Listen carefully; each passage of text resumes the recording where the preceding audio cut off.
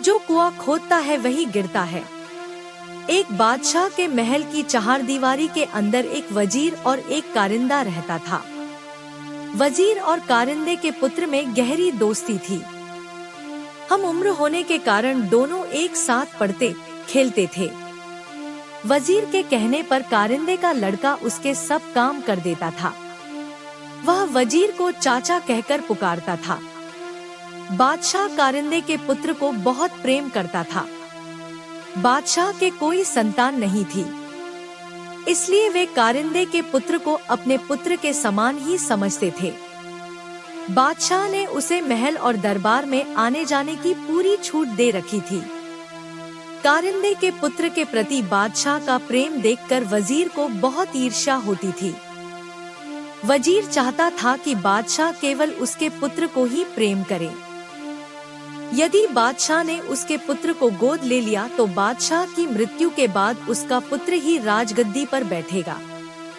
वजीर की इच्छा के विपरीत बादशाह का प्रेम कारिंदे के पुत्र के प्रति बढ़ता ही गया।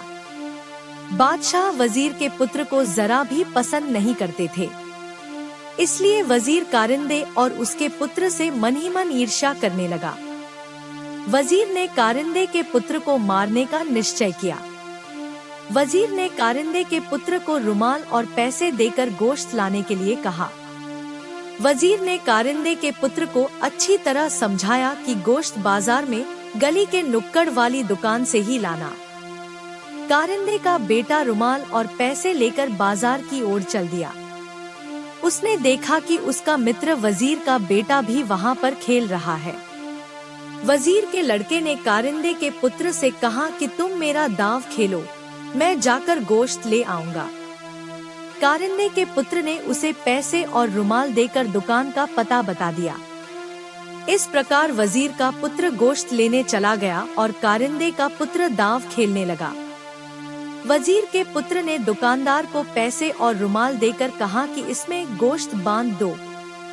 कसाई ने रुमाल में बने हुए निशान को पहचान लिया। इस रुमाल को वजीर ने कसाई को दिखाते हुए कहा था कि जो लड़का इस रुमाल को लेकर गोश्त लेने आए तुम उसे मौत के घाट उतार देना। कारिंदे के पुत्र को मारने के लिए वजीर ने कसाई को पैसे भी दिए थे। कसाई ने अंदर भट्ठी जलाकर सारी तैयारी पहले ही कर ली थी। कसाई ने रुमाल और पैसे लेकर उस लड़के को वहां बैठने के लिए कहा और स्वयं अंदर गोश्त लेने चला गया। तभी वहां पर लड़का भी चला गया। कसाई ने तुरंत उस लड़के को उठाकर जलती हुई भट्ठी में झोंक दिया। कारिंदे का पुत्र अपना दांव खेलकर अपने घर जा रहा था कि उसे रास्ते में वजीर मिल गया। कारिंदे के पुत्र ने पूछा, चाचा भैया गोश्त ले आया। इतना सुनकर वजीर के पैरों के नीचे से जमीन खिसक गई। तभी कारिंदे के पुत्र ने कहा, चाचा भैया ने मुझसे रुमाल और पैसे ले लिए थे और कहा कि तुम मेरा दांव खेल लो, मैं गोश्त लेकर घर चला जाऊंगा। मैंने भैया को दुकान का पता भी बता दिया था।